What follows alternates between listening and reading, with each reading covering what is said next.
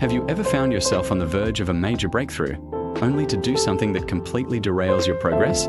Or maybe you procrastinate on important tasks until it's too late, even when you know the consequences will be negative. This frustrating pattern is known as self-sabotage, and it's far more common than you might think. It's that invisible force that holds us back from achieving what we truly want in life. Today, we are going to take a deep dive into the psychology of self-sabotage, uncover why we do it, and most importantly, explore effective strategies to break free from its grip. So, what exactly is self-sabotage?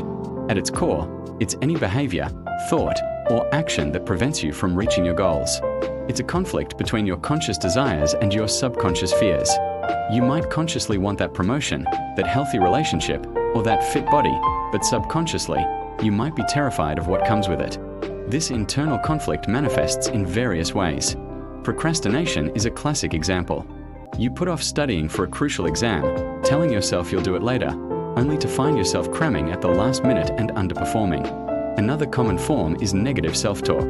That little voice in your head that says, "You're not good enough," or "You're going to fail anyway, so why bother trying?" This internal critic can paralyze you before you even start. Perfectionism is another sneaky saboteur. You set impossibly high standards for yourself, and when you inevitably fall short, you feel like a failure and give up entirely. It becomes an all-or-nothing game where nothing often wins. We also see it in relationships, where someone might pick fights or push away a partner who offers genuine love and support, creating a self-fulfilling prophecy that they are unlovable. These are not just bad habits, they are complex psychological patterns protecting us from a perceived threat. To understand how to stop self-sabotage, we first need to understand its roots. Why would our own minds work against us? One of the biggest drivers is the fear of failure. The potential for embarrassment, shame, or disappointment can be so overwhelming that we'd rather not try at all. By sabotaging our own efforts, we create a built-in excuse. If we fail, we can blame our lack of preparation, not our lack of ability. It's a way to protect our ego from a direct hit. But paradoxically, the fear of success is just as powerful. Success brings change, responsibility, and new expectations. It raises the stakes. What if you get the promotion and can't handle the pressure? What if you achieve your dream and find it's not what you expected? Success can feel like a high ledge, and the fear of falling can make us retreat to the safety of the familiar, even if the familiar is a place of unfulfilled potential. It shines a spotlight on us, and for some, that attention is terrifying. Low self-esteem is another significant root. If you fundamentally believe you're not worthy of success or happiness, you will subconsciously act in ways that confirm this belief. It's a concept known as cognitive dissonance. If you receive an opportunity that conflicts with your negative self-image, your mind will work to resolve this conflict. And often, the easiest way to do that is to sabotage the opportunity, thereby reinforcing the belief that you didn't deserve it in the first place. It is a tragic cycle where your actions are driven by a core belief that you are not enough.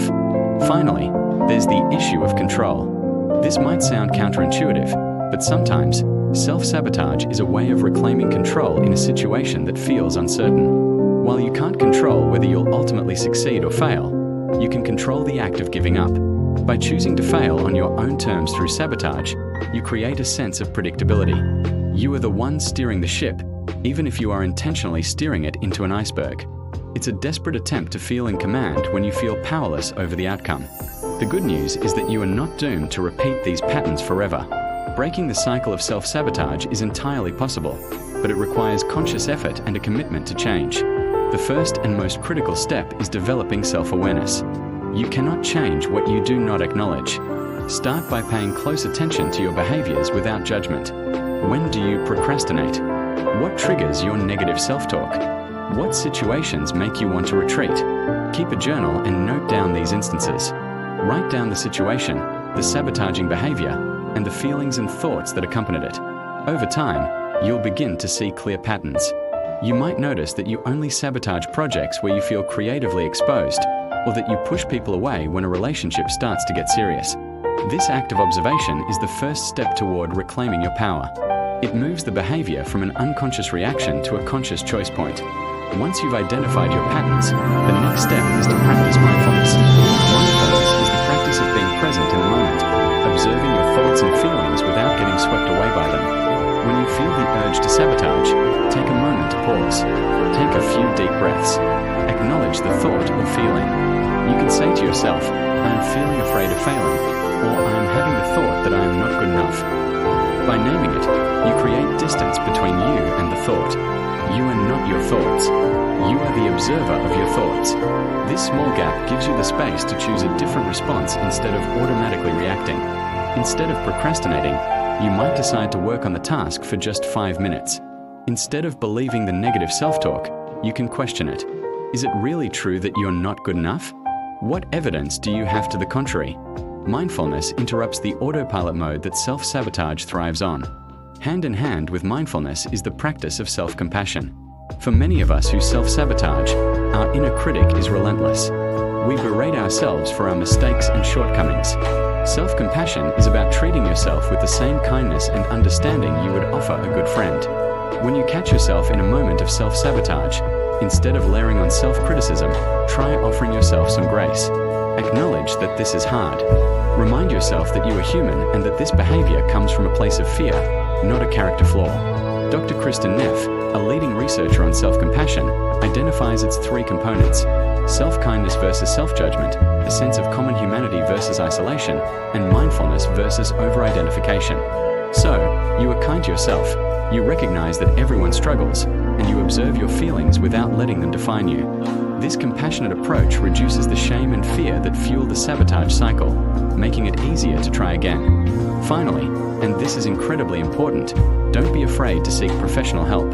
Self-sabotage often has deep roots in past experiences, trauma, or ingrained belief systems that can be very difficult to unravel on your own. A therapist, counselor, or coach can provide a safe space to explore these underlying issues. They can offer tools and strategies tailored to your specific situation, like cognitive behavioral therapy, or CBT, which is highly effective for changing negative thought patterns. Seeking help is not a sign of weakness. It is a sign of profound strength and a commitment to your own well-being.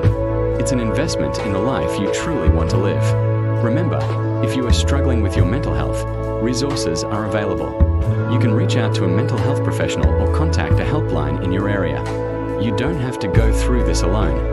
Overcoming self-sabotage is a journey, not an overnight fix. It requires patience, persistence, and a great deal of kindness toward yourself. By understanding the why behind your actions, practicing awareness and mindfulness, cultivating self-compassion, and seeking support when needed, you can begin to dismantle these self-destructive patterns. You can learn to get out of your own way and start building a life that is aligned with your deepest goals and desires. You are worthy of success and happiness, and you have the power to achieve it. Thank you so much for joining me on this deep dive. I hope you found this information helpful. If you did, please give this video a like and subscribe for more content on psychology and self-improvement. Let me know in the comments which self-sabotaging behavior you're working to overcome. I'd love to hear from you. See you in the next video.